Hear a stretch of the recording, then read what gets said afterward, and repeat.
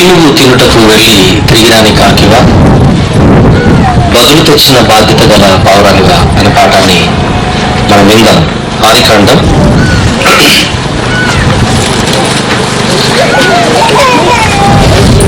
సందర్భ పరిచయాన్ని జాగ్రత్తగా చూద్దాం. ఆదికాండము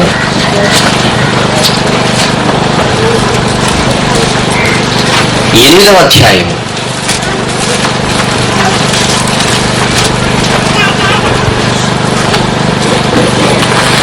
ఆదికాండం 8వ అధ్యాయము.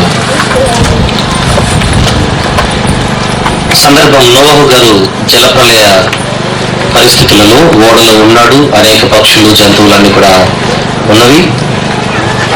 ఇక వర్షం ఆగిపోవడము, నీళ్లు తగ్గిపోతూ ఉండడం గమనించి బయట పరిస్థితి ఎలా ఉన్నదో తెలుసుకుంటామని యజమానుడిగా నోవహు గారు ఎవరిని పంపుతున్నాడో ఒకసారి చూద్దాం. 4 నుంచి కొన్ని వచనాలు, 3 నుంచి. అప్పుడు ఇంకా బాగుంటుంది, తెలియని వారు ఉంటారుగా. మొదటి నుంచి చదువుకుందాం. నేను చదువుతున్నాను. దేవుడు నోవహుతో కూడా ఓడలో ఉన్న సమస్త జంతువులను సమస్త పశువులను జ్ఞాపకం చేసుకున్నాను. దేవుడు భూమి మీద వాయువు విసురునట్లు చేయటం వలన నీళ్లు తగ్గిపోయాను. అగాధ జలముల ఊటలను ఆకాశపు తూములను మోయబడను. ఆకాశం నుండి కురుచున్న ప్రచండ వర్షం నిలిచిపోయాను. అప్పుడు నీళ్లు భూమి మీద నుండి క్రమక్రమముగా తీసుకోవచ్చుండెను. 150 దినములైన తరువాత నీళ్లు తగ్గిపోగా 7వ నెల 17వ దినమున ఓడ అరారాతు కొండల మీద నిలిచెను. నీళ్లు 10వ నెల వరకు క్రమక్రమంగా తగ్గుచూ వచ్చెను. 10వ నెల మొదటి దినమున కొండల శిఖరములు కనబడెను. 40 దినములైన తర్వాత నోవహు తాను చేసిన ఓడ కిటికీ తీసి, ఇప్పుడు జాగ్రత్తగా చూడండి, 6వ వచనం. 40 దినములైన తర్వాత నోవహు తాను చేసిన ఓడ కిటికీ తీసి ఒక కాకిని వెలుపలికి పోవిడ్చెను. అది బయటికి వెళ్లి భూమి మీద నుండి నీళ్లు ఇంకిపోవు వరకు ఇటు అటు తిరుగుచుండెను. మరియు నీళ్లు 8వ వచనం. మరియు నీళ్లు నేల మీద నుండి తగ్గినవో లేదో అతడు తన యొద్ద నుండి నల్లపావురం ఒకటి వెలుపలికి పోవిడ్చెను. నీళ్లు భూమి అంతటి మీద ఉన్నందున తన అరకాలు నిలుపుటకు దానికి స్థలము దొరకలేదు కనుక ఓడలో ఉన్న అతని యొద్దకు తిరిగి వచ్చెను. అప్పుడు అతడు చేయి చాపి దానిని పట్టుకుని ఓడలోనికి తీసుకున్నాను. అతడు మరి 7 దినములు తాళి మరలా నల్లపావురం ఓడలో నుండి వెలుపలికి విడిచెను. సాయంకాలం అది అతని యొద్దకు వచ్చినప్పుడు తుంచబడిన ఒలివ చెట్టు ఆకు దాని నోట ఉండెను. కనుక నీళ్లు భూమి మీద నుండి తగ్గిపోయినని నోవహునకు తెలిసాను. సందర్భం మీకు అర్థమైంది కదా. ఇప్పుడు జాగ్రత్తగా చూద్దాం. నోవహు గారు బయట పరిస్థితులను తెలుసుకోవాలని ఒక యజమానుడిగా, జాగ్రత్తగా అందరూ,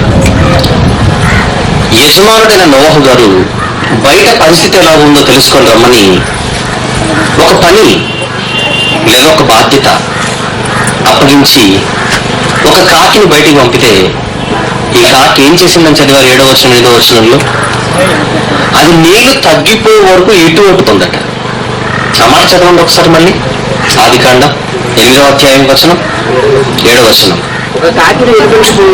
ఒక కాకిని వెలుపలికి పోవిడ్చెను. అది బయటికి వెళ్ళి భూమి మీద నుండి నీళ్లు ఇంకిపోయే వరకు ఇటు అటు తిరుగుతుండే, కానీ నీళ్లు ఇంకిపోలేదు గనక, నాకు ప్లేస్ లేదు గనక తిరిగి నా యజమానుడి దగ్గరికి వెళదామని మాత్రం ఈ కాకి అనుకోలేదు.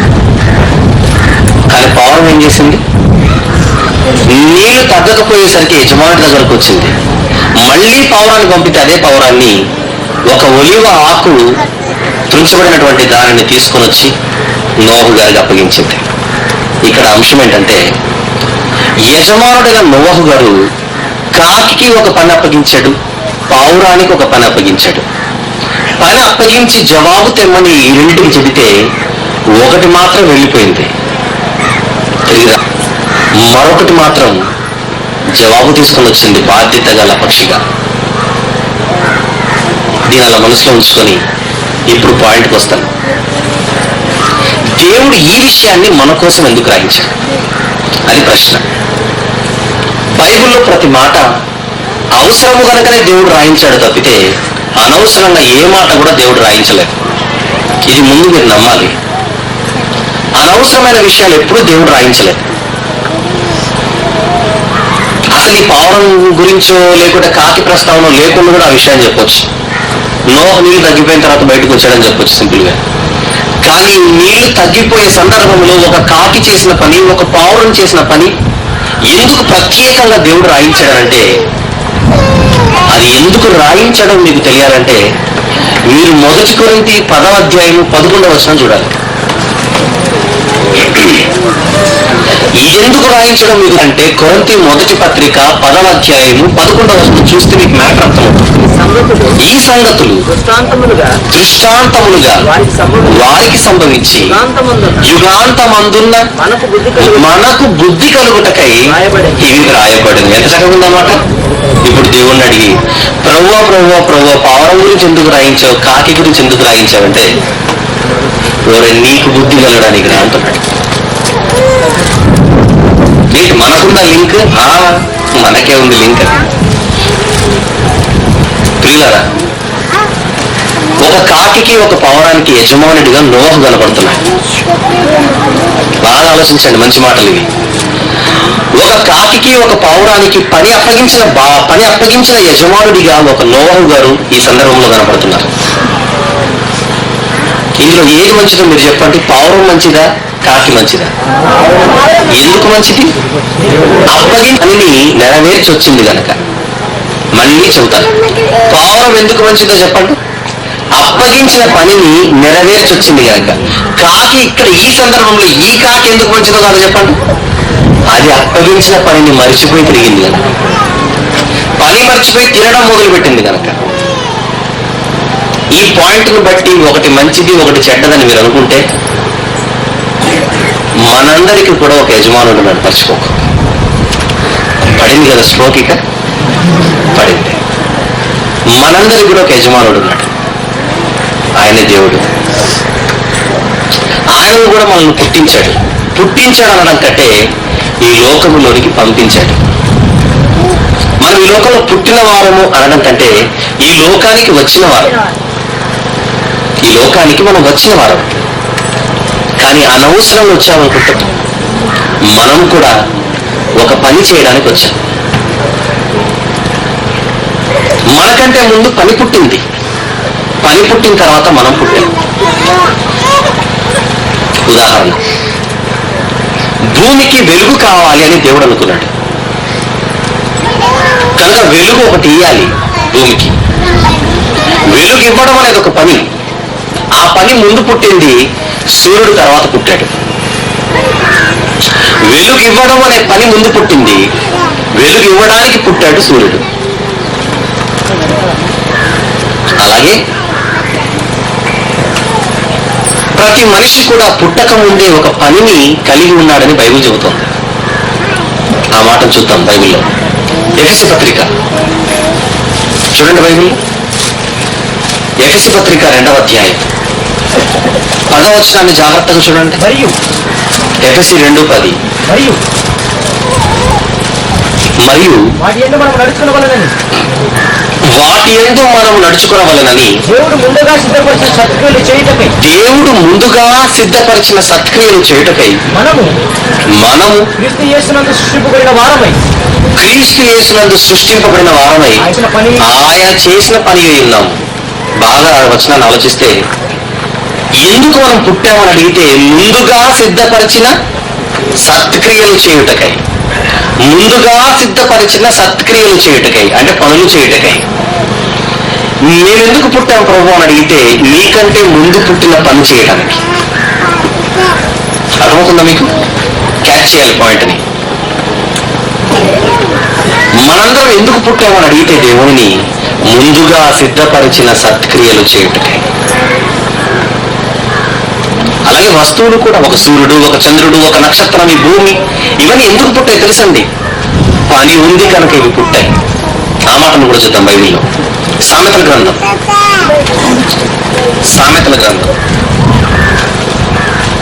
16వ అధ్యాయం 4వ వచనమును జాగ్రత్తగా చూడండి.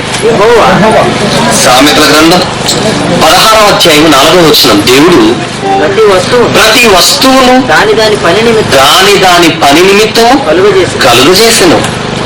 ఎంత చక్కని మాట ఇది. ఈ వస్తువులని పుట్టింది దేనికి అని అడిగితే, పని చేయడానికి. మరి మనుషులందరూ ఎందుకు పుట్టారు ప్రభు అని అడిగితే, వాళ్ళు పని చేయడానికి. అదే ఎఫ్ఎస్సి 2:10 చదివారు. వస్తువులను ఎందుకు పుట్టాయి? పని కోసం. సామెతలు 16:4. మనుషులందరూ ఎందుకు పుట్టారు? పని చేయడానికి. ఎఫ్ఎస్సి 2:10 లింక్ అది. బైబిల్ అలా చదవాలి. ఒక కాకికి పని అప్పగించి నోవాహు గారు పంపారు, ఒక పావురానికి అప్పగించి పంపారు. కానీ పావురం జ్ఞాపకం పెట్టుకుని మరీ తిరిగి వచ్చింది, కాకి మాత్రం పని మర్చిపోయింది. పని కంప్లీట్ చేసుకుని తిరిగి వచ్చేమన్నాడు ఒక కాకి, ఒక పావురాన్ని. అలాగే దేవుడు కూడా పని ముగించి మనల్ని తిరిగి రమ్మన్నాడు. అదే బైబిల్లో నరులారా తిరిగి రండి అని అంటాడు. వచనం కీర్తనల గ్రంథం 90వ అధ్యాయం 3వ వచనంలో ఉంటుంది అన్నమాట. నరులారా తిరిగి రండ్రా అంటున్నాడు. వచ్చేయండి, నా దగ్గరకు వచ్చేయండి, నా దగ్గరకు వచ్చేయండి. నేనే తరతరముల నుండి మీకు నివాస స్థలం. మీరు నా దగ్గరకు వచ్చేయాలి. కీర్తనల గ్రంథం 93వ వచనం చదివారు. నరులారా తిరిగి రండి అని దేవుడు సెలవిస్తున్నాడు. అంటే పని పూర్తి చేసి తిరిగి వచ్చామంటున్నాడు. కానీ ఈ రోజు మనుషుల బ్రతుకులు మీరు ఆలోచించండి. వచ్చినవాడు వెళ్దామని డిసైడ్ అయిపోతాడు. చెప్పండి, వచ్చినవాడు ఎవడు వెళ్దామని డిసైడ్ అవ్వడు. ఇక్కడే సెటిల్ అయిపోదాం అనుకుంటాడు, ఇక్కడే డిసైడ్ అయిపోదాం అనుకుంటాడు. వచ్చిన తర్వాత ఆస్తులు సంపాదించుకొని అవి ఇక్కడే ఉండాలనుకుంటాడు. చావు వస్తున్నాడే పరిగెత్తాడు. చావు వద్దు, చావు వద్దు, చావు వద్దు అనుకుంటాడు.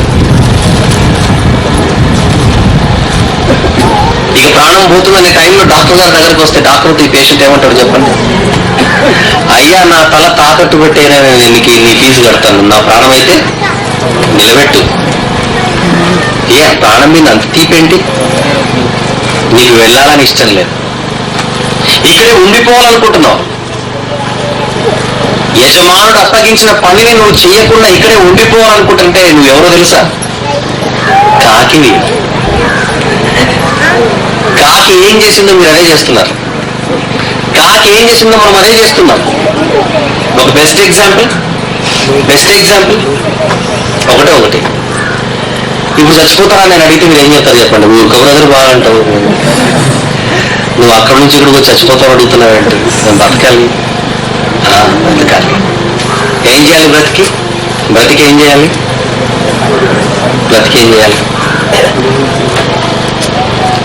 ఒక పసివాడిని అడిగితే నేను బాగా చదువుకోవాలి అంటాడు. చదువుకొని ఏం చేయాలి? మంచి ఉద్యోగం కొట్టాలి. ఉద్యోగం కొట్టి ఏం చేయాలి నీ కొడుకు అని తల్లిదండ్రులు అడిగితే మంచి అమ్మాయిని పెళ్లి చేసుకోవాలి. పెళ్లి చేసుకొని ఏం చేయాలి? మాకు మనవాళ్ళను మనవరాలను కనాలి. కన్న తర్వాత ఏం చేయాలి? వారిని వీళ్ళని పెంచాలి. వీళ్ళని పెంచిన తర్వాత ఏం చేయాలి? వీడు ఉద్యోగంలో రిటైర్ అవ్వాలి. రిటైర్ అయితే ఏం చేయాలి? జపం చేయాలి. ఇకంటే వీడు బతుకు. ఇందులో దేవుడికి చోటు లేదా? ఏ తల్లిని పలకరించినా, ఏ తండ్రిని పలకరించినా నీ కొడుకును ఏం చేద్దాం అనుకుంటున్నావు తల్లి అని అడిగితే, మా కొడుకును డాక్టర్ చేయాలనుకుంటున్నాను, 10 మందికి ఆపరేషన్ చేసి చంపడానికి. మా కొడుకును ఇంజనీరింగ్ చేయాలనుకుంటున్నాను, కలెక్టర్ చేయాలనుకుంటున్నాను, అన్ని చేయాలని ఇన్ని చేస్తావు. మరి దేవుని కొడుకు నీ కొడుకు ఏం చేస్తాడు? దేవుని కొడుకు వాడు ఏం చేయడు. సమాజాన్ని ఉద్ధరిస్తాడు వెళ్ళి, కానీ దేవుని కొడుకు ఏం చేయడు. నా కుమారుడి జీవితం ప్రజల కోసమే.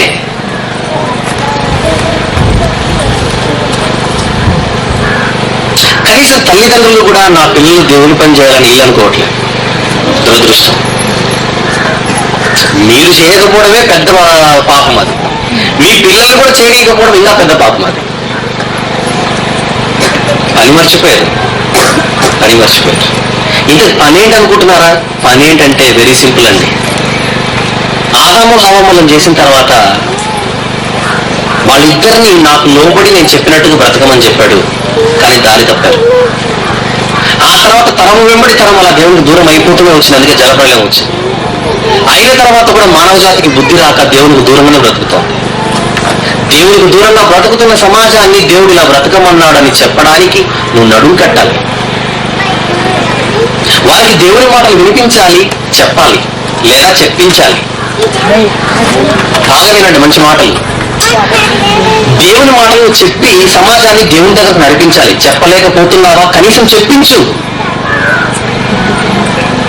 ఇవన్నీ జరగాలంటే ముందు మీరు వాక్యం నేర్చుకోవాలి. వాక్యం ముందు మీకు తెలియాలి. ముందు వాక్యం నేర్చుకోవాలి.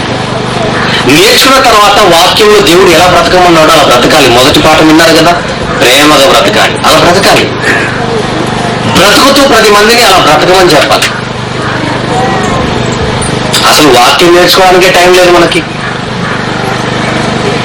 నీ పని చెబుతున్నాను. దేవుడు నీకు ఇచ్చిన పని ముందుగా సిద్ధపరచబడిన సత్క్రియ ఏంటనుకుంటున్నారా? చెబుతున్నాను అదే. ముందుగా దేవుని మనస్సును తెలుసుకోవాలి. అదే వాక్యం. బైబిల్ అంటే ఏమనుకుంటున్నారు? దేవుని మనస్సు. బైబిల్ అంటే దేవుని హృదయం అండి. ఆయన మనసులోని ఇష్టాలు అందులో ఉన్నాయి. ఆయన మనసులోని ఉద్దేశములు అందులో ఉన్నాయి.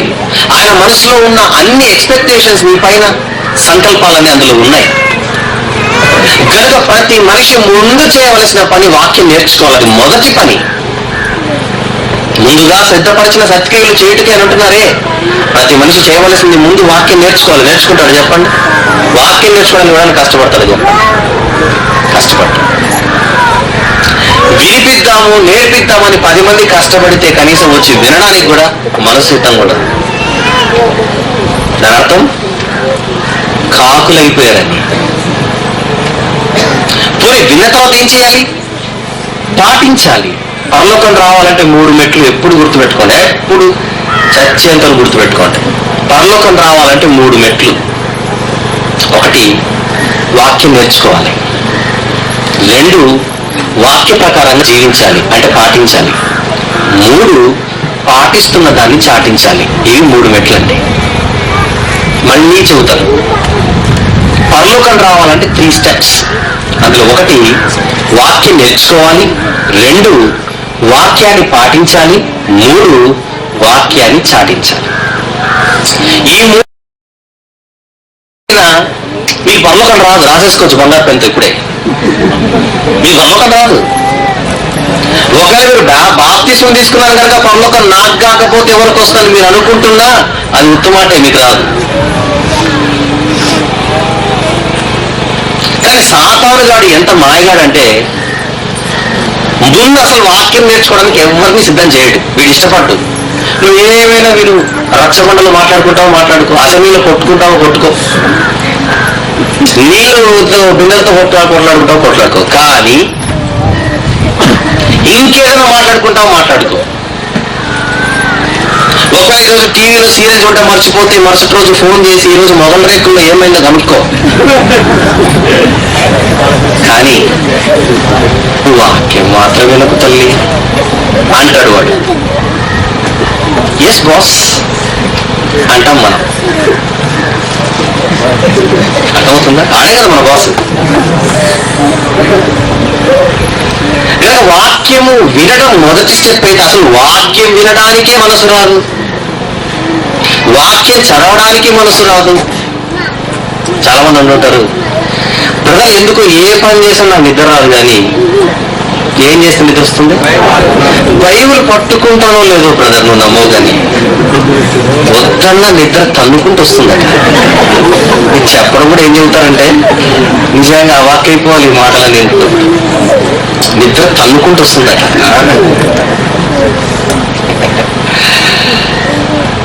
అవి టాబ్లెట్ వేసుకున్నా నిద్ర రాదట, బైబిల్ పట్టుకుంటూ వస్తుందట. అంటే ఇదేంటో తెలుసా? డెవిల్ టాబ్లెట్ అది. నీ ఆల్రెడీ డెవిల్గా టాబ్లెట్ వేసినట్టు. వాక్యం చదివితే నీకు నిద్ర రావాలి. డెవిల్ అంటే దయ్యం. అవి అంటే నిద్ర వచ్చే మాత్రం. అవి టాబ్లెట్ వేసుకుని నిద్ర రాదట. డెవిల్ టాబ్లెట్ వేసుకున్నావు కనుక నిద్ర వస్తుంది. మళ్ళీ మొదటి స్టెప్ నీతో వేయనట్లేదు దయ్యంగాడు. మొదటి అడుగే నీతో వేయనివ్వట్లేదు. అందుకే వాక్యం వినదు, వాక్యం నేర్చుకోరు, వాక్యం చదవరు. పోనీ నేర్చుకున్నావా, విన్నావా, మాట విన్నావా, వెరీ గుడ్, విన్నావు కదా, వాక్యం విన్నావు కదా, అంతవరకే ఉండు. దాని ప్రకారం జీవితాలు మాత్రం డిసైడ్ అవ్వకు. వినంతే విను. ఒకవేళ నువ్వు మర్చిపోవడానికి కష్టంగా ఉంటే నాకు వదిలే, నేను తీసేసుకుంటానే. చూడండి ఆ మాట, మార్కు సువార్త 4వ అధ్యాయం. ఇందాక ఎవరు ఆకలి అవుతుందన్నారు, జాగ్రత్త, మీకు ఆకలి రాకూడదు. హైదరాబాద్ నుంచి వచ్చింది, ఊరికి వచ్చానండి, గిట్టుబాటు కావాలి. మార్కు సువార్త 4వ అధ్యాయం 14వ వచనం. చూసారా? మార్కు సువార్త 4:14. విత్తువాడు వాక్యం విత్తుచున్నాడు. విత్తేవాడు ఎవరు ఇప్పుడు? నేనే. ఇప్పుడు నన్ను పెట్టుకుని అప్పుడు ఊహించుకోండి. కమా, విత్తువాడు వాక్యం విత్తుచున్నాడు. త్రోవ ప్రక్క నుండి వారు ఎవరనగా వాక్యం వారిలో విత్తబడును, కానీ వారు వినిన వెంటనే రెండో వారం తర్వాత ఉందా? వెంటనే రెండో వారం తర్వాత ఉందా? వెంటనే సాతాను వచ్చి వారిలో విత్తబడిన వాక్యం ఎత్తుకొని పోతాడు. చూసారు వాడు ఏం చేస్తున్నాడు? ముందు నువ్వు ఇక్కడ రాకుండా వాడు ట్రై చేస్తాడు. నీకు 1,00,000 పనులు పెడతాడు ఇక్కడ రాకుండా. అందుకే దేవుని దగ్గరకు రావాలంటే 1,00,000 కారణాలు చెబుతాడు. రేపు మా ఊర్లో మీటింగ్ ఉంది, చెట్టు ఫలం నీకు గర్భఫలం ఎవరికైనా ఉంది వస్తావంటే ట్రై చేస్తాను బ్రదర్ అంటే ఫస్ట్ ట్రై రేపు నరకంలో క్రై అంటే ఏడవడం, చెప్పడం కూడా బాగా చూసుకొని టైం ఉంటే వస్తాను అని అంటాడు. సీరియస్ గా టైం ఉంటే వస్తాడట. ఎవరి దగ్గరికి? వీడికి టైం ఇచ్చినోడు దగ్గరికి. టైం ఇచ్చినోడు ఎవరు? మనందరికీ దేవుడే. దేవుడు నీకు టైం ఇస్తే ఆ టైం ఇచ్చినోడు దగ్గరికి టైం ఉంటే వస్తావా? నీకు దేవుని క్యారెక్టర్ సరిగ్గా తెలియదు. చాలా మంది నా గురించి నీకు తెలియదు అంటారు, ఆయన గురించి నీకు సరిగ్గా తెలియదు. ఆయన ఏం చేస్తాడు చెప్పనా? మధ్యలో టైం కట్ చేస్తాడు. అదే ఆయన స్టైల్. చూడండి అన్నమాట 102 కీర్తన 23-24 వచనములు. 102 కీర్తన 22, 23-24 వచనం చదవండి. వచ్చు తరము తెలుసుకున్నట్లుగా ఇవి రాయబడవలెను. 102 కీర్తన ఈసారి 102 24 23. నేను కరెక్ట్ చెప్పాను, మీరు సరి చదవలేదు. 23.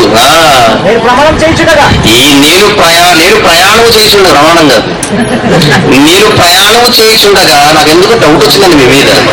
అందుకే నేను తెరిచాను. వాతావరణం బాగలేదు, ఆకలి ఎక్కువ అవుతుంది, అర్థమైంది. నేను ప్రయాణం చేయించుండగా జీవితంలో ఆయన నా బలము కృంగజేసెను, నా దినములు కొద్దిపరిచి నన్ను అన్నాడు. చూడండి ఇక్కడ ఏం చేశాడట దేవుడు?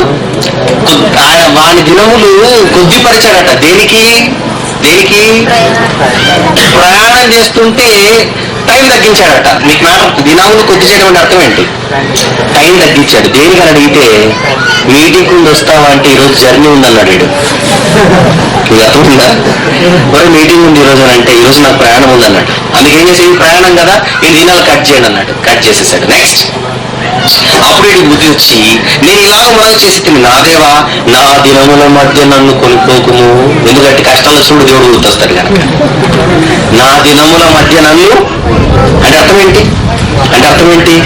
నా దినముల మధ్య అంటే నువ్వు నాకు ఆయుష్ ఇచ్చావు ప్రభువా, 60 ఏళ్ళలో 70 ఏళ్ళలో 50 ఏళ్ళలో, కానీ అవి తగ్గేద్దు ప్రభువా అంటే అర్థం ఏంటో తెలుసా? తోక పెరిగితే కట్ చేస్తాడని. 60 ఇచ్చాక 60 ఏళ్ళు బతుకుతాను అనుకోకు. ఎక్స్ట్రా చేస్తే దేవుడు కట్ చేసేది కూడా ఆయన చేతిలో ఉంది. రిమోట్ ఆయన చేతిలో ఉంది కనుక టీవీ ఎగిరి పడకూడదు. మన టీవీలో రిమోట్ ఆయన దగ్గర ఉంది. ఇంకొక మాట చూస్తారా? ఇంకొక మాట చూడండి. ఈ మాట ఇప్పుడు చూసిన తర్వాత ఇప్పుడు చూపించిన తర్వాత ఎవరికైనా ఆకలి అవుతుంటే మటాష్, ఎవరికి ఆకలి కాదు. ఇక ఈ రెఫరెన్స్ చూపిస్తాను, మీకు కడుపు నిండే మాట అది. ప్రసంగి గ్రంథం 7వ అధ్యాయం, ప్రసంగి గ్రంథం 7:17. చూడండి ఎంత బాగుంటుంది. అధికముగా దుర్మార్గపు పనులు చేయొద్దు. దుర్మార్గం అంటే దేవుని మార్గంలో ఉండకపోవడమే దుర్మార్గం. రైట్.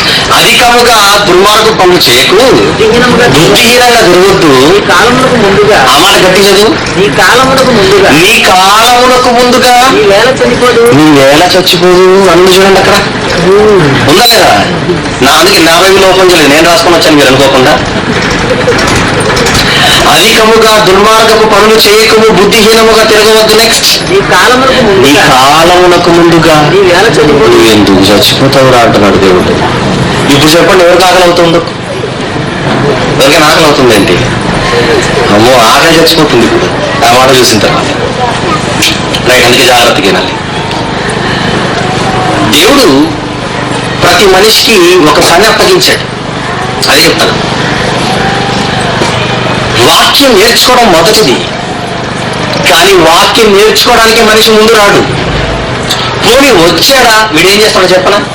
అసలు మీతో వాక్యం వినేట్టుగా చేస్తాడు, కానీ విన్న వెంటనే, అది చదివారు ఇందాక, విన్న వెంటనే అంటే ఆమేన్ అనగానే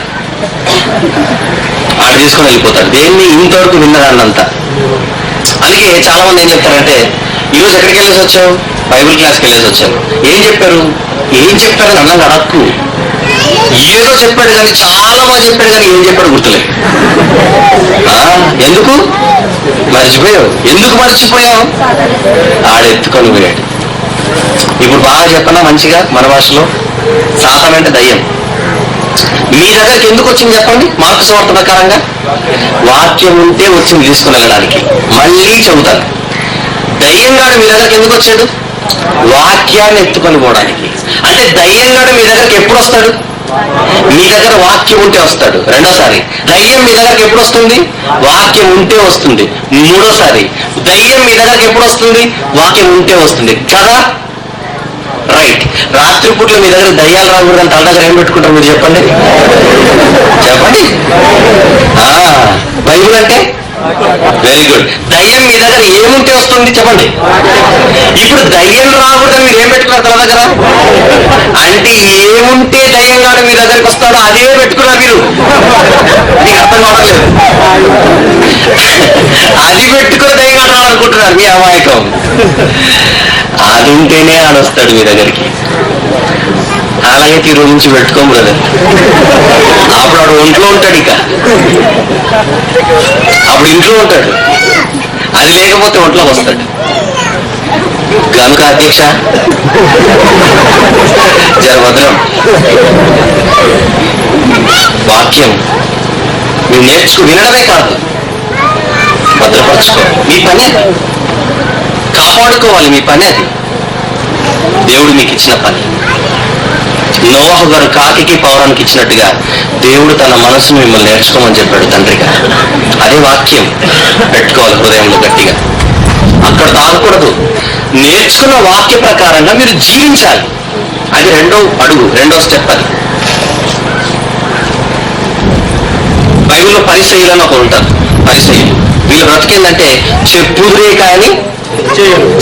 అంటే వీళ్ళు ఎప్పుడు వాక్యం పాటించడానికి ఇష్టపడరు. మాకు కాదు ఇది వాళ్ళకి, మాకు కాదు ఇది వాళ్ళకి అని అనుకుంటే జాతి వాళ్ళది. ప్రేమగా బ్రతకాలి, ప్రేమగా బ్రతకాలి, ప్రేమగా బ్రతకాలి చెప్పాను ఇంతసేపు మీకు మొదటి వాక్యంలో. మీరు కూడా విని 10 మందికి వెళ్ళి మీరు ప్రేమగా జీవించాలి, ప్రేమగా జీవించాలి, ప్రేమగా జీవించాలి అని అంటున్నారే కానీ ఏ రోజు మీలో ప్రేమ కనపడట్లేదు. అంటే మీరు ఎవరని? పరిసయ్యుల కోవ. కనుక వినడం కాదు, విన్న తర్వాత ఏం చేయాలి? పాటించాలి. రోమపత్రిక 2:13 చదవండి. రోమిలకు రాసిన పత్రిక 2వ అధ్యాయం 13వ వచనం. ధర్మశాస్త్రం అంటే వాక్యం. వాక్యము వినువారు దేవుని దృష్టికి నీతిమంతులు కాదు, కానీ ధర్మశాస్త్రం అనుసరించి ప్రవర్తించు వారే నీతిమంతులుగా ఎంచబడతారు. ఏముంది అక్కడ? వాక్యం ఉంటే కాదు, వాక్యాన్ని పాటించమని చెప్తారు. అదే యాకోబు పత్రిక 1:20-21-22 కూడా ఉంటుంది. ఏమని? మీరు వినువారు మాత్రమై ఉండి మిమ్మల్ని మీరు మోసపుచ్చుకొనక వాక్య ప్రకారము ప్రవర్తించు వారై ఉండి అని ఉంటుంది అక్కడ. అంటే ఈ రెండవ స్టెప్. మీరు దేవుడిచ్చిన పని అది. ఇక మూడేంటి? పాటిస్తున్న దాన్ని 10 మందికి ముగిస్తాను. జాగ్రత్తగానండి. వాక్యం వినాలి, మొదటిది నేర్చుకోవాలి. వాక్యాన్ని పాటించాలి, రెండవది. పాటిస్తున్న దాన్ని 10 మందికి చాటించాలి, మూడవది. మొదటి 2 చేసి మూడవది నువ్వు చేయలేకపోతున్నావు అనుకో, అయినా పరలోకం రాదు. చాలా మంది ఏమంటారంటే, దేవుని గురించి 4 మాటలు చెబుతావు మా ఊర్లో, మా ప్రాంతంలో అంటే, దేవుడు ఎందుకు బ్రదర్ నాకు అన్ని టాలెంట్లు ఇచ్చాడు కానీ వాక్యం చెప్పే టాలెంట్ ఒకటి ఇవ్వలేదంట. సీరియస్ గా అన్ని టాలెంట్లు ఇచ్చాడట, వాక్యం చెప్పే టాలెంట్ ఒకటి ఇవ్వలేదట. ఏంటి? దేవుడు నిన్ను ప్రేమించాడు, తన కుమారుని లోకానికి పంపాడు, ఆయనలా బతకమని చెప్పాడు అని 4 మాటలు చెప్పడానికి నీకు టాలెంట్ అవసరమా? ఏమంటారు? స్టేజ్ ఫియర్ అంటారు, ఆ ఫియర్ అంటారు, అన్నీలే. జాగ్రత్త, పిరికి వారికి అగ్నిగుండం ఉంది. వాక్యం చెప్పడానికి మీరు భయపడుతున్నారా? అగ్నిగుండంలో పడబోయేది మొట్టమొదట పిరికివారే. ఈరోజు మీరు వాక్యం విన్నారు. ఈరోజు వెళ్ళి మీ కుటుంబ సభ్యులతో, మీ ఇరుగు పొరుగు వారితో పంచుకోవడానికి భయం ఎందుకు? టాలెంట్ ఎందుకు? నేర్చుకుందని చెప్పండి. చూసేదాన్ని చెబుతాం కదా సీరియల్, చదివేదాన్ని చెబుతాం కదా కథ, మళ్ళీ విన్నదాన్ని చెప్పరా మీరు? వాక్యం చెప్పాలి. దానికి మైకే ఉండవలసిన అవసరం లేదు, దానికి స్టేజే ఉండవలసిన అవసరం లేదు, దానికి సౌండ్ సిస్టమ్ ఉండవలసిన అవసరం లేదు, కెమెరానే ఉండవలసిన అవసరం లేదు, టెంట్ ఉండాల్సిన అవసరం లేదు. వినే మనిషి ఒకరు ఉంటే చాలు. చెప్పండి. డైరెక్ట్గా చెబుతారా, ఫోన్లో చెబుతారా, అది మీ ఇష్టం, కానీ చెప్పి తీరాలంతే. ప్రతి నాలుక దేవుని గురించి మాట్లాడి తీరాలి. అది పిల్లల, యవనస్తులా, పెద్దలా, వృద్ధులా సంబంధం లేదు. ప్రతి ఒక్కరూ దేవుని మాటలు నేర్చుకున్న వాటిని చెప్పాలి. సమాధి చేయకూడదు హృదయంలో. ముందుగా సిద్ధపరిచిన సత్క్రియలు ఇవన్నీ. ఇది యేసుప్రభు చేశాడు. ఈ లోకానికి రాకముందు యేసుప్రభు ఏం చేశాడో చూసి ముగించుకుందాం. త్వరగా తీయండి రెఫరెన్సెస్. యోహాను సువార్త. యేసుప్రభు కూడా ఏం చేశాడో చూడండి. యోహాను సువార్త 7వ అధ్యాయం. ముందుగా యోహాను సువార్త 7వ అధ్యాయం 16వ వచనం. అందుకు యేసు, నేను చేయు బోధ నాది కాదు, నన్ను పంపిన వానిదే, అంటే తండ్రి. అంటే యేసుప్రభు ఈ లోకానికి రాకముందు ఏం చేశాడని మీకు అర్థమైంది? ఆ బోధ విన్నాడని, ఆ బోధ నేర్చుకున్నాడని మీకు అర్థం కావాలి. మరొక మాట చూపిస్తాను. యోహాను సువార్త 8వ అధ్యాయం 26వ వచనం. 26. మిమ్మల్ని గురించి చెప్పుటకు, తీర్పు తీర్చుటకు చాలా సంగతులు నాకు కలవు, కానీ నన్ను పంపినవాడు సత్యవంతుడు. నేను తర్వాత ఏముంది? నేను ఆయన యొద్ద వినిన సంగతులే లోకములకు బోధించుచున్నానని చెప్పాను. అంటే విన్నాడనమాట. యేసుప్రభు ఏం చేశాడు లోకానికి రాకముందు? తండ్రి దగ్గర వాక్యం విన్నాడు. 28, అదే అధ్యాయం 28. కావున యేసు, మీరు మనుష్య కుమారుని పైకెత్తినప్పుడు నేనే ఆయనననియు నా అంతటా నేనే ఏమీ చేయక తండ్రి నాకు నేర్పినట్టు ఈ సంగతులు మాట్లాడుచున్నానని మీరు గ్రహించేదారు. అంటే యేసుప్రభు లోకానికి రాకముందు తండ్రి దగ్గర ఏం చేశాడని మీకు అర్థమైంది? వాక్యం. పుట్టినప్పుడు అంటున్న ప్రభువు ఆ మాట. 12 సంవత్సరాలప్పుడు ఏమన్నాడు మీకు బాగా తెలుసు. తల్లి వచ్చి తన కుమారుడు మమ్మల్ని ఎందుకు ఇలా చేసుకొని అడిగితే, నేను నా తండ్రి పనుల మీద ఉండవలెనని మీరు ఎలుగరా అంటున్నాడు. అంటే యేసుప్రభు చిన్ననాటి నుంచి ఎందులో ఉన్నాడు? తండ్రి పనులలో ఉన్నాడు. ఇక పెద్దగైన తర్వాత శిష్యులు వచ్చి ఆయన దగ్గరకు అడుగుతారు, ప్రభు నీకు భోజనం కావాలని అడిగితే యోహాను సువార్త 4:34 ఆయన అంటాడు, నా తండ్రి పని తుదముట్టించుటయే నాకున్న ఆహారమై ఉన్నది. పని పని పని పని పని అంటే యేసుప్రభు పుట్టింది దేనికోసం? పని చేయడానికి. రైట్. ఇక చనిపోయేటప్పుడు ఏమన్నారు చెప్పండి? యోహాను సువార్త 17:4 చేయుటకు నువ్వు నాకు ఇచ్చిన పనిని నేను సంపూర్ణంగా నెరవేర్చితిని గనుక లోకం పుట్టక ముందు నాకున్న మహిమను తిరిగి నాకు ఇచ్చేయని సెలవులు అన్నాడు. సమాప్తమాయేను. ఏం సమాప్తమైంది? నా వయసు సమాప్తమైంది, నా పని పూర్తయింది. అది నువ్వు అనగలగాలి, నేను అనగలగాలి. అని యేసుప్రభులో ఏమర్థమవుతుంది చెప్పండి? తండ్రి అప్పగించిన బాధ్యతను ఆయన నెరవేర్చి బాధ్యత గల కుమారుడిగా యేసుప్రభు మన కుమారుడిగా కనపడుతున్నాడు. అందుకే ఇందాక చెప్పాను. అందుకే తండ్రి అంటాడు, ఈయనే నా ప్రియ కుమారుడు, ఈయనందు నేను ఆనందించుచున్నాను. కారణం, ఆది కారణంలో పావురము కనబడుతున్నట్టుగా కొత్త నిబంధనలో యేసుప్రభు కనపడుతున్నాడు. పావురం ఏం చేసింది? యజమానుడు పని అప్పగిస్తే పని పూర్తి చేసి తిరిగి యజమానుడి దగ్గరకు వచ్చింది. యేసుప్రభు కూడా పని నిమిత్తం ఈ లోకానికి వచ్చాడు, పని పూర్తి చేసి తిరిగి వెళ్ళిపోయాడు. వచ్చిన వాడు తిరిగి వెళ్ళిపోవాలని గుర్తుండాలి. యోహాను సువార్త 13:3. యోహాను సువార్త 13:3 ఏముంది? తండ్రి తన చేతికి సమస్తం అప్పగించనని, తాను యజమానుని యొద్ద నుండి బయలుదేరి వచ్చనని, తిరిగి ఆ యజమానుడైన తండ్రి అయిన దేవుని యొద్దకు వెళ్ళవలసి ఉన్నదని పావురము వలె యేసుప్రభు ఎరిగెను. అనందు చూడండి కదా. నోవాహు ఎలాగైతే పావురానికి బాధ్యత అప్పగిస్తే నేను యజమానుడు నన్ను పంపించాడు, తిరిగి నేను వచ్చేయాలని పావురానికి ఎలా గుర్తుందో యేసుప్రభు కూడా అలాగనే కనపడుతున్నాడు కొత్త నిబంధనలో. కానీ ఈరోజు మన బ్రతుకు, యజమానుడు అని ఆయన ఒక ఆయన ఉన్నాడని పరలోకంలో, ఆయన పని నిమిత్తం మనల్ని పంపించాడన్న విషయం కూడా మర్చిపోయి, పని మర్చిపోయి నోవాహు దగ్గర కాకి కనపడుతున్నట్టుగా మనకు కనపడుతున్నాయి. పెద్ద మనుషులు ఎందుకు అన్నారో మనకు తెలియదు, కానీ ఒక మాట అయితే అన్నారు. ఏమని? లోకులు కరెక్టే, లోకులు కాకులే. ఎందుకు? పని మర్చిపోయి బాధ్యత లేకుండా ఇక్కడిక్కడే తిరుగుబోతుల్లాగా తిరుగుతున్నారు కనుక. కానీ పావురంలా మనం ఏం చేయాలి? పని పూర్తి చేసి తిరిగి దేవుని దగ్గరికి వెళ్ళాలి. అది యేసు ప్రభు చేశాడు. అలా చేస్తేనే మనకు పరలోకం వస్తుంది. అందుకే మీకు ఒక ప్రశ్న. కాకి బయటికి వెళ్ళిపోయింది. దేన్ని ఆశించింది? దేన్ని ఆశించింది? నీళ్లు తగ్గేంత వరకు అక్కడక్కడ తిరుగుతుంది. అర్థమేంటో తెలుసండి? దానికి ఇష్టమైంది ఏదో ఉంది అక్కడ. చావు. లోకస్తులు కూడా చచ్చిపోయారు. చచ్చిపోయిన తర్వాత శవాలు బయటకు వస్తాయి. ఆ పీనుగులు చూడగానే కాకి ఈరోజు బిర్యానీ అనుకుంది గనక ఆ పీనుగులు చూసి యజమానిని మర్చిపోయింది. ఈరోజు మనుషులందరూ కూడా లోకాన్ని చూసి దేవుణ్ణి మర్చిపోయారు. అందుకే ప్రశ్న, పీనుగు తినుటకెళ్ళి తిరిగిరా నీ కాకి జీవితం అనేది, లేదా బదులు తెచ్చిన బాధ్యత గల పావురం లాంటిదా నీ జీవితం? ఆ పేపర్లో ఆ పాఠం చూడగానే ఇది ఒక పాఠమే అనుకున్నారేమో బహుశా. ఆ పాఠంలో ఇంత సరుకుంది, అంత సరుకుంది. ఆది కాలంలో కనబడుతున్న పావురంలాగా బ్రతుకుతావు, అదే చాప్టర్లో అదే అధ్యాయంలో కనపడుతున్న కాకిలాగా బ్రతుకుతావు. నిర్ణయం నీదే, ప్రార్థన నాది. కళ్ళు మూసుకోండి. ప్రేమగల తండ్రి, మీ పిల్లలు 2 అద్భుతమైన పాఠాలు విన్నారు తండ్రి. వీళ్ళ వారు మాత్రముగా ఉంటే వారు మోసపుచ్చుకున్న వారు అవుతారని చెప్పారు. వాక్య ప్రకారం జీవించి పని పూర్తి చేసి మీ కుమారుడైన యేసుస్వామిలా తిరిగి మీ వద్దకు చేరినట్లుగా సహాయం చేయండి.